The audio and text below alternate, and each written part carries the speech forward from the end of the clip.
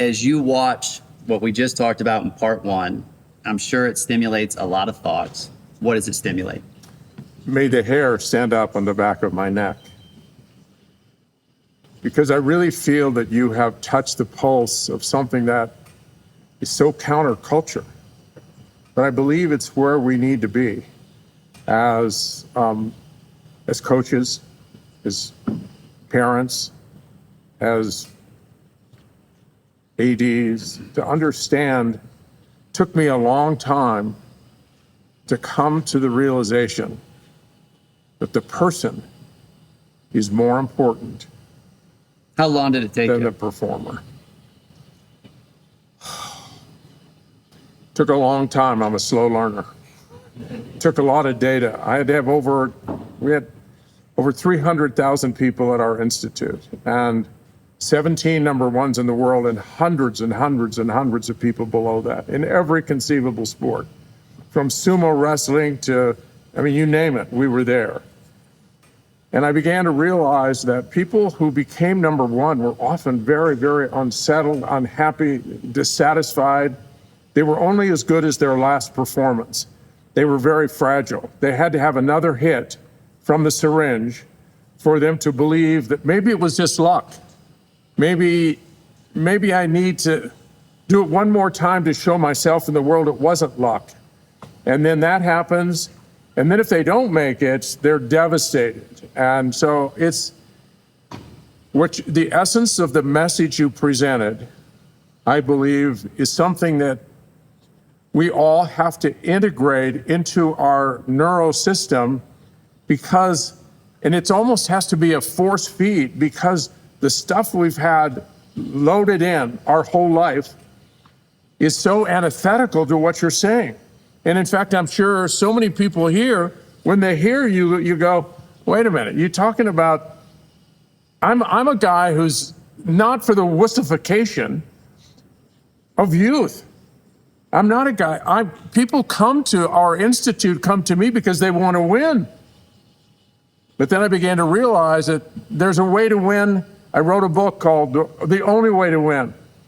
And it took years for me to get the data around that. The only way to win is to win with character, and the only way to lose is to lose with character.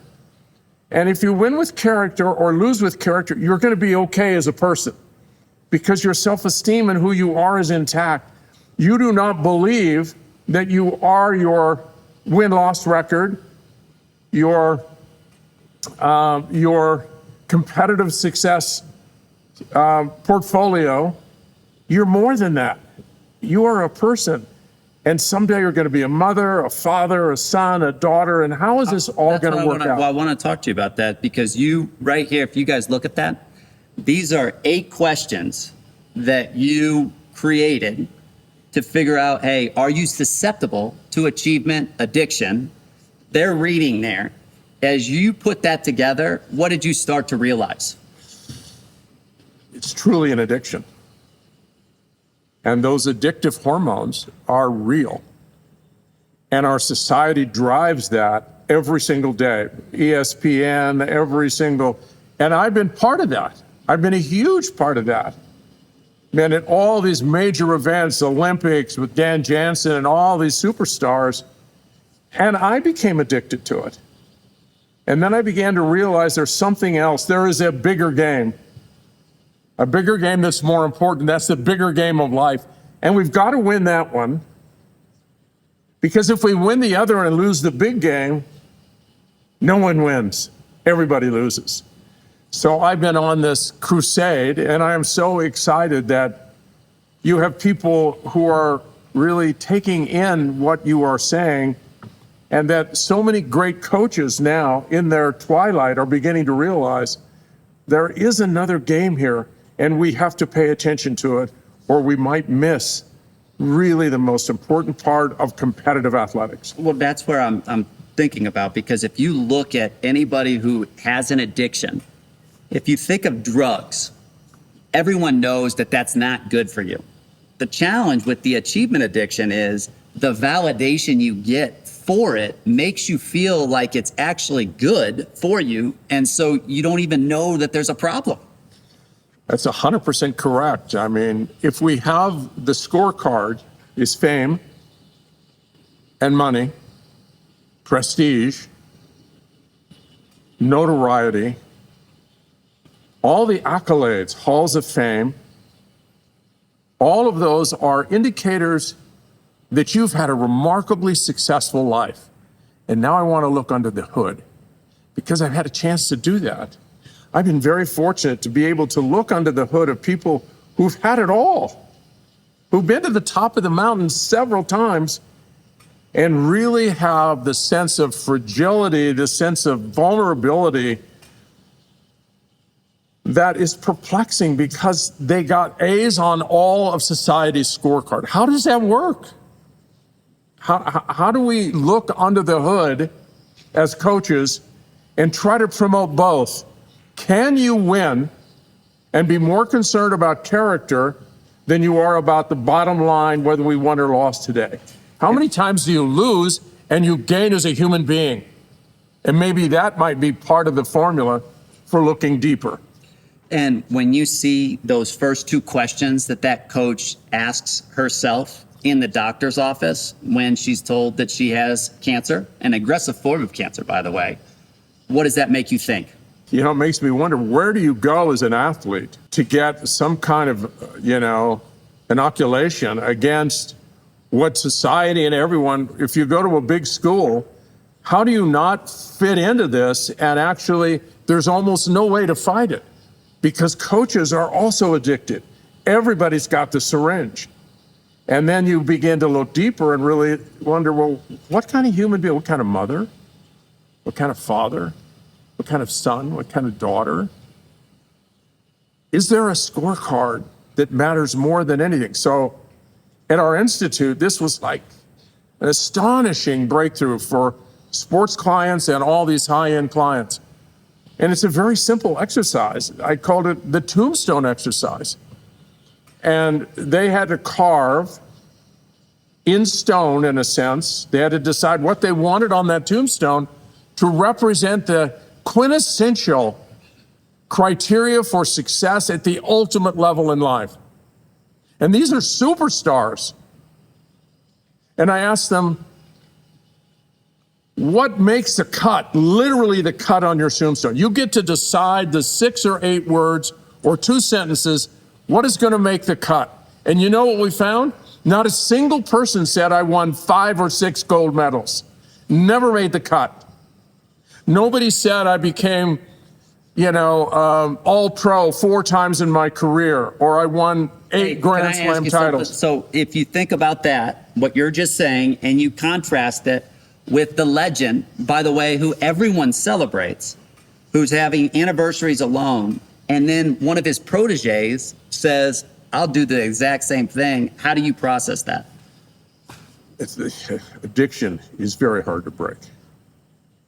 Addiction is hard to break. And our system, that's how our system works. These powerful neurochemicals that are released, that we crave it. And how often do people look back on their careers and they can't go on after their sporting events are finished because they want that thrill, they want that adrenaline rush, they want to feel like a winner again because they have nothing now that gives them the same excitement, the same thrills. And it's because those chemicals can also be brought forward in another arena where you become thrilled by the fact that you have actually achieved something with your players or with yourself, a breakthrough in understanding about what it all means. What the hell is this all about? Is it about winning at any cost? Is it about taking shortcuts because you can get to the top of the mountain, you can take performance-enhancing drugs, you can cheat and you can treat people, you can walk over dead bodies and get to the top. I have seen that. So if you do that, you achieve the goal. Now I want to know, who the hell are you after you've achieved the goal, and who the hell are you now? What was the cost? We're oftentimes bad at predicting at what our future self wants. And then you see this. and you see the spectacle, because when you say this and you see the adulation, what you're saying, they're getting the exact opposite reinforcement from for everyone, and you're a one voice in a tidal wave. How do you accelerate the learning? You can never give up. I'm hoping that all of you in this audience can begin to have a little different understanding of what this is all about. And no one here, certainly the two of us, are not promoting anti-competition. We're not saying you shouldn't compete. You shouldn't be pushing the envelope in every human way possible. We're saying, though, that there is a way to win, and that is, in fact, more important than what society outlines as the ultimate criteria for success. I would love everyone in this audience to do the tombstone exercise and see what makes the cut. And then I want you to work back, as Stephen Covey said, start with the end in mind, and every day you work to make sure that you have earned the right to have that on your tombstone. And that will not be easy. If you say you want to be an extraordinary mother or father or parent, you want to have extraordinary kindness, or you want to be a person who's caring and loving and inspiration to others, you got to work your butt off to get that. It will not happen because you put it on your tombstone. You're going to have to work back. I want to know what I have to do today, Jim Loehr, so that I have the right to have that on my tombstone, which for me is the ultimate criteria of success. Jim, how do you walk the line between having conviction for your approach and not overstepping into self-righteousness? That's another great question. I have to balance my almost apostolic zeal about this, because it took a long time for me to get here. Can I pause right there for 2 seconds? So I want everyone to think about this. You're figuring this stuff out halfway through your life. Yeah. So you have all this adult life experience to fall back on, and there's still a challenge. You lead younger people who don't have that frame of reference. How do you accelerate the learning for them? All I can say is there are many people here who are coaches. In one form or another, we're all coaches. And what a privilege to be a coach. The amount of power a coach has in someone's life to change the scorecard. If you have the wrong scorecard as a coach, I promise you, the influence you have, they will have the wrong scorecard as well for maybe a very long time.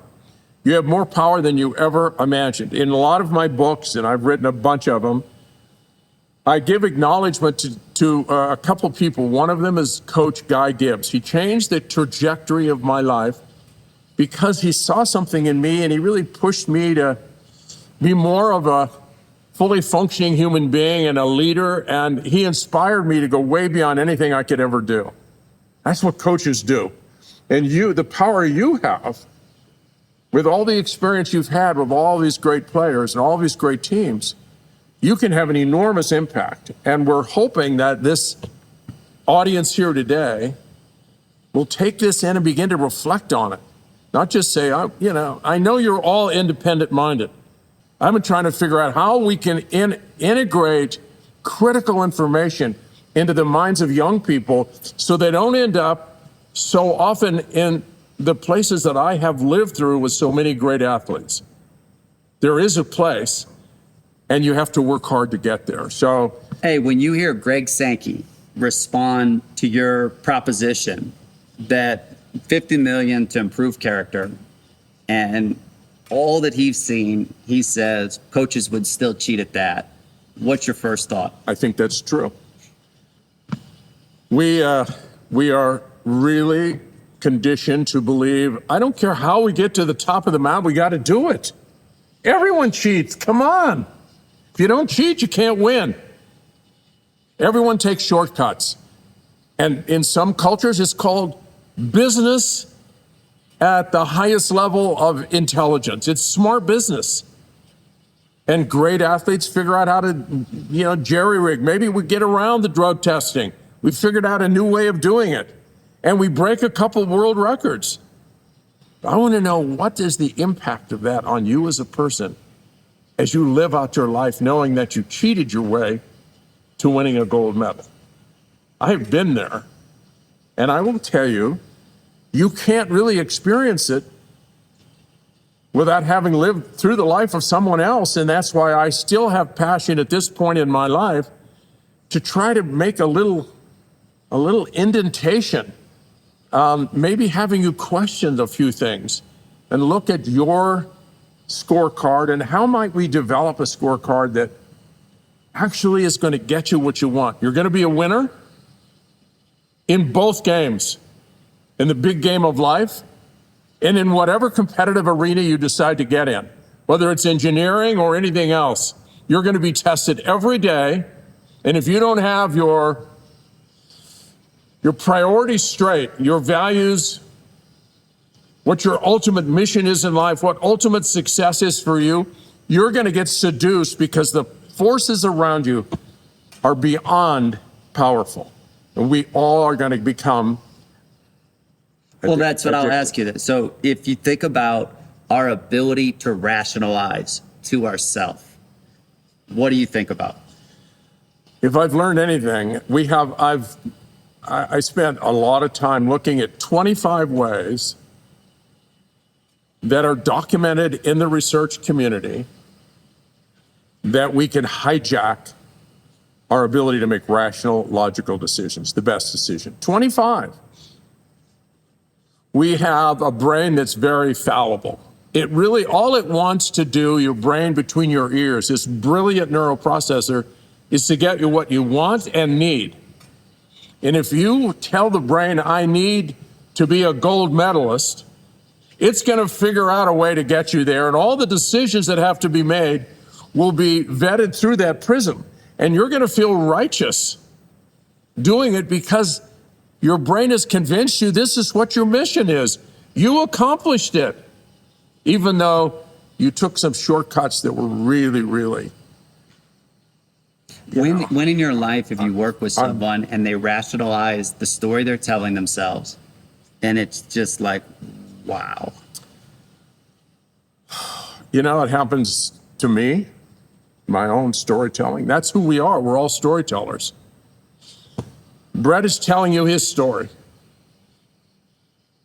This is his reality. I'm telling you my story. Everything is a story. And there's a preference in your brain for things that are consistent with things that are already loaded in. And if Brett and I are presenting information that is completely opposite to what you have believed in the past, you have two options: put it on hold or purge it altogether. It's not getting into command central, which is where the influence really is. And all of my work with athletes, all of your work, you're trying to get into command central. We want you to let it through, let it go through, and it is your inner voice that actually is the gatekeeper.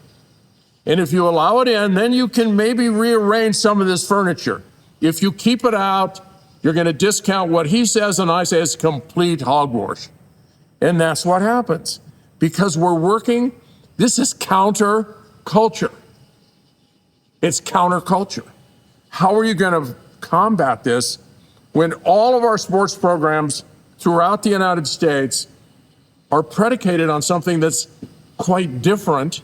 The flow of money, the flow of recruiting and everything else, it's all about this very interesting scorecard that somehow we have locked our horns around. Very, very difficult not to get seduced by it. And so let me ask you, achievement addiction is really the nemesis we all have to face. My last question for you is, what is the best lesson that you've learned about self-deception? I guess I would answer it in this way. I'm always saying this is my story. It may not be true. It may be false. It may be complete hogwash. I need to do my work. And so I have these guidelines for good storytelling. One of them, it has to be true. It has to represent the world as it actually exists, not the way I think it should exist. What is the truth? And then I have to come up with storylines that actually contribute to something that I believe is going to make it more aligned with my deepest values, what I care about most, my ultimate purpose in life. inspirational for me, and compels me to act in ways I would not have acted before. That to me is a great story. And for me, I have to hold all of my stories as tentative because I may have it wrong. And the rest of my life, I'm going to keep trying to make sure that what I tell you or what Brett tells you, there's veracity there. This is my actual last question. So what you now know at 81, okay? How many? 81. Okay. And when you think about what you thought you knew at 40. I was an idiot, and I'm an idiot now as well. So how do you grapple with this thought that everybody here today, we are at our most ignorant point in life? You know, when I look at my life and I realize what I thought was true and at 40 and what the real meaning of life was and where it is now, and that's what compels me that maybe we can, with particularly young people and in the hand of coaches who've been really put through this in a way that they get it, we could influence a generation. You don't have to wait until you're 81 years old to try to integrate this in a really powerful way. And that is my hope, that we can accelerate the learning. And I believe the work you're doing here, it will, even when you walk out of here and go, you know, I don't even know what the hell those guys were talking about. That was as much nonsense as I've ever heard. But I'm telling you, you're going to get something out of this. You're going to think about it in a way you haven't thought about it before. And maybe, just maybe, the architecture in your brain, the furniture in your brain may get rearranged a little bit. And if you hear it enough and you read enough, we may get some change. That's how it starts. Well, Jim, I can't thank you enough for how you've helped develop my infrastructure mentally. Let's give it up for Jim Loehr. Thank you.